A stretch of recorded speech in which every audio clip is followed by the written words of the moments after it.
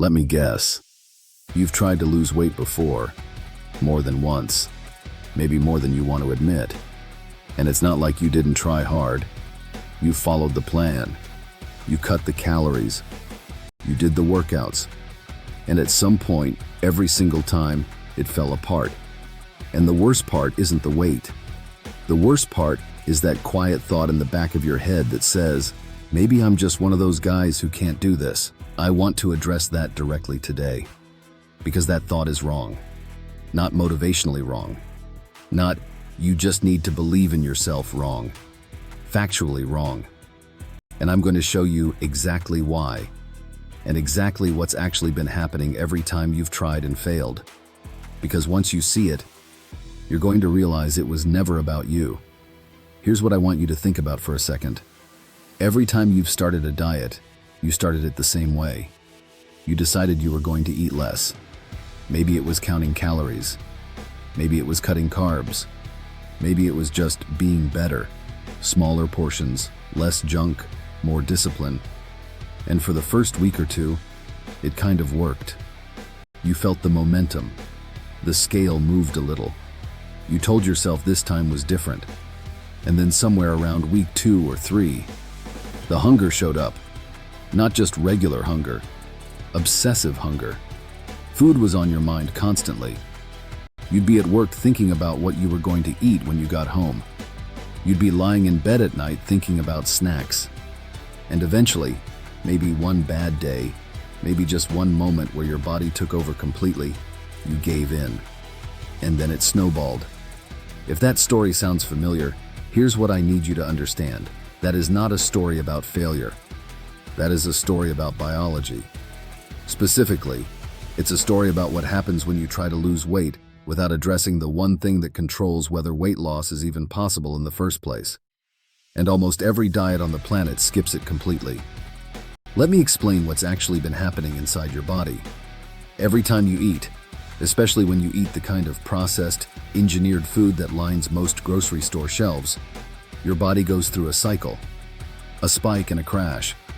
And when that crash happens, your body sends out a signal, not a suggestion, a full alarm. And that alarm isn't something you can think your way through or willpower your way past. It's coming from one of the oldest, most primitive parts of your brain. The part that kept your ancestors alive when food was scarce. The part that has one job, keep you from starving, and does that job with zero concern for your diet goals. When that alarm goes off, it doesn't care that you're trying to lose weight. It doesn't care about the plan you started Monday.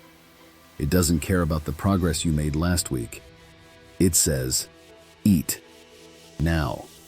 And it says it louder than any decision you've ever consciously made about food.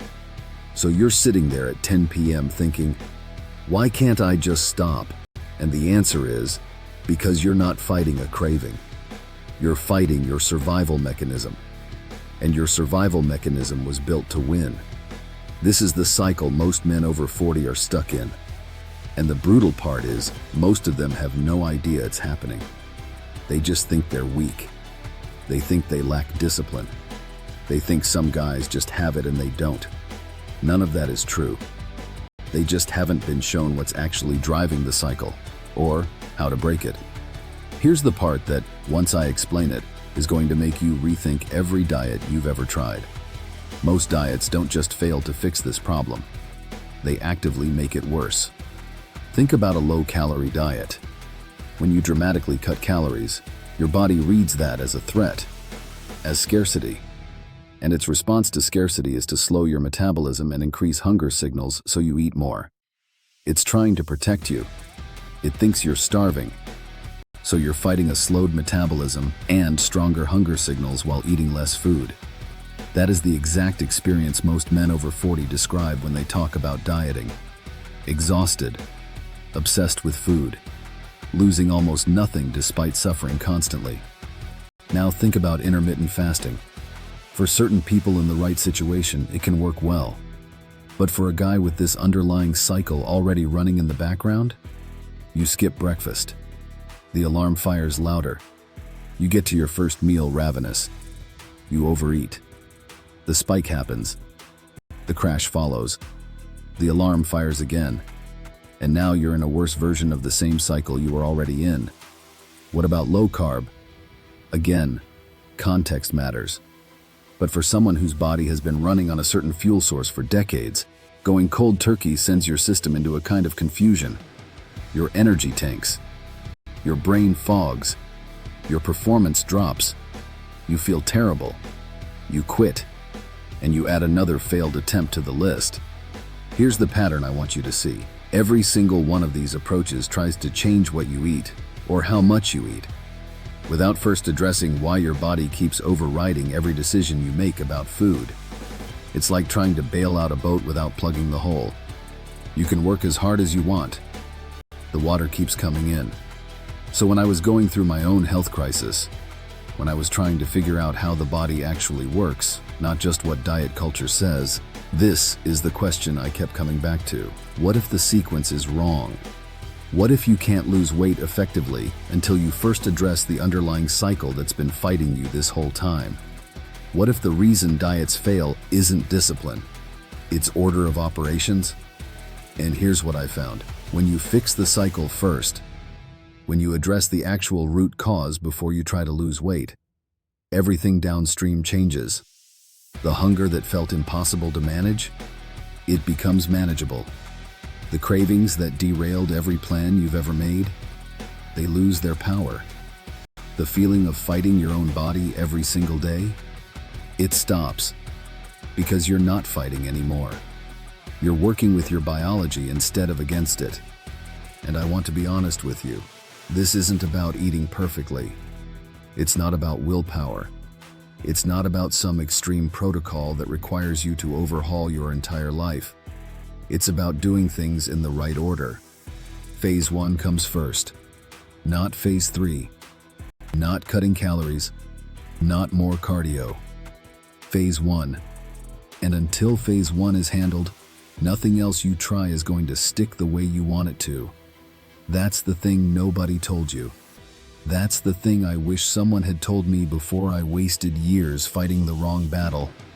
Let me give you the 30,000-foot view of how this actually works. Because there is a sequence. And the sequence is what makes the difference between this and everything you've tried before. Phase 1. This is where the cycle gets broken.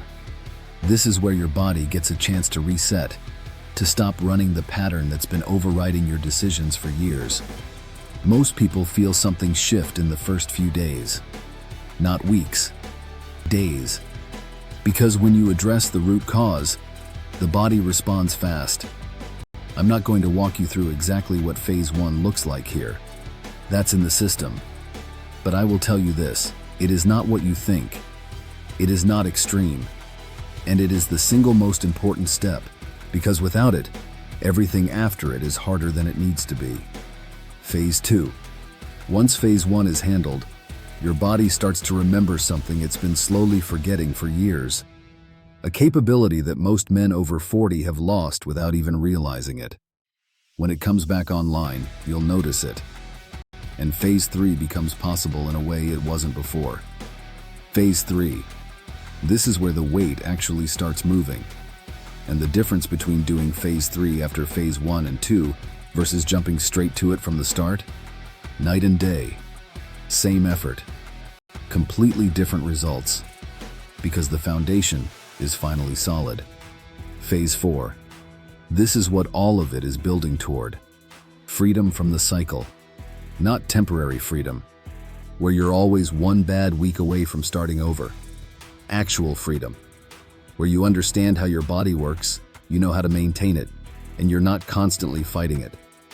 Where you can live your life, eat food you actually enjoy, and not feel like you're one pizza away from losing everything you worked for. That's phase 4. That's the whole point. I want to come back to something, because I know some of you are sitting there thinking, I've heard things that sounded logical before. I've bought into systems before, and I'm still here. And I'm not going to brush past that. I think that skepticism is earned. You've been let down, probably more than once, by things that made sense on paper and fell apart in real life. So let me tell you the one thing that's different here. And I want you to actually think about this. Every system you've tried before started with the assumption that your body would cooperate if you just applied enough willpower and restriction. They treated the hunger as something to overcome, the cravings as something to push through, the fatigue as something to ignore. This doesn't. This starts by asking why those things are happening in the first place, and addressing that before asking anything else of you. When the root cause is handled, you're not white-knuckling through hunger anymore.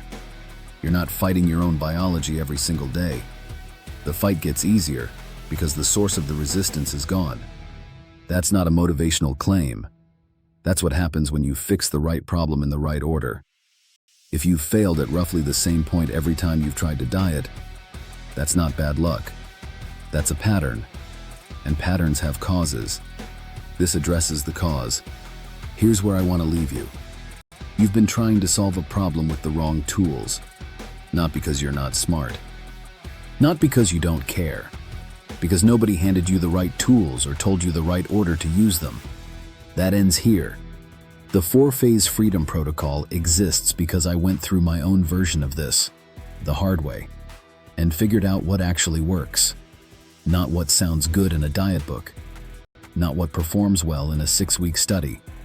What actually works for real men, living real lives, who are done starting over.